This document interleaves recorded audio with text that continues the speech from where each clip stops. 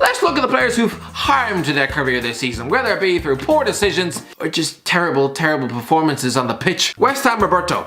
We all know Roberto has killed his career stone dead. Once a highly rated Champions League, yes, Champions League goalkeeper. Now he's a walking joke. Given a few games at West Ham, chucked the ball into his own net, lost his place to a 34-year-old journeyman, and was then punted out on loan to Al Ave. Not a good look. Everton Jordan Pickford. Yeah, Jordan Pickford's having a bad season. I don't care what anyone says. To an extent, well, I think he should be dropped for England. Yeah, he's good with his feet, but he often makes a bunch of mistakes. Often lets his concentration drop, clearly gets easily distracted. If and when he loses his England #1 spot to Dean Henderson, he's probably going to look back on this season and wish he had done a lot better. Arsenal Kieran Tierney. Well, the easiest one to point the finger at is Granit Xhaka and say that, yeah, he completely destroyed his career in that game against Crystal Palace before Christmas. By answering back to the fans, he was essentially chucking his captain's armband out the window. The Switzerland captain was almost sold to Hertha Berlin in Germany, swapping the glamour of North London for annual Bundesliga relegation battles alongside Dedrick Boyata, captained by an almost decrepit looking Solomon Kalou. There would be no bigger humiliation than that. Thankfully that didn't happen. He stayed and earned back a bit of trust with the fans, although Borussia Dortmund fans probably haven't stopped laughing at Pierre-Emerick Aubameyang getting knocked out of Europe's second-rate competition by a bunch of Greeks. You stupid.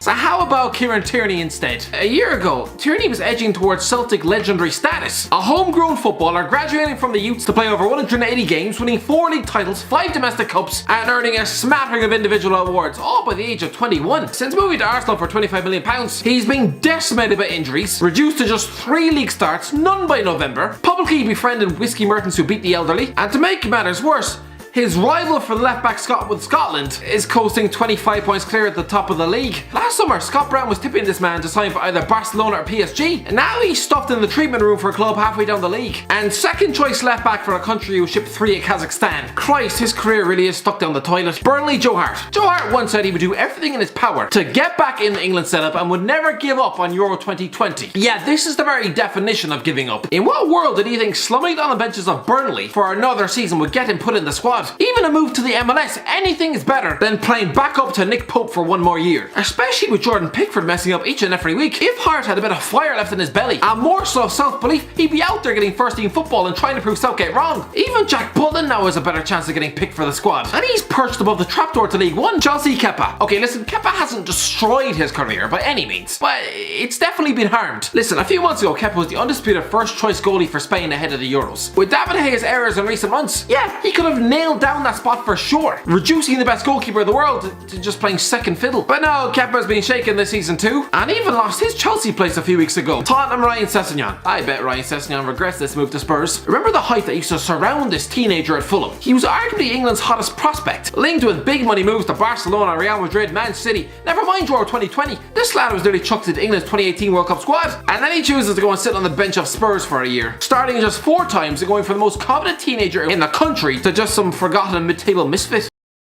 Anyway, that's the end of it, guys. Let me know what you think. Have I been too harsh? Have these players, in fact, not ruined their careers? Let me know in the comment section below. If you enjoyed the video, don't forget to give a like, share, and subscribe. And as always, I'll talk to you in a while.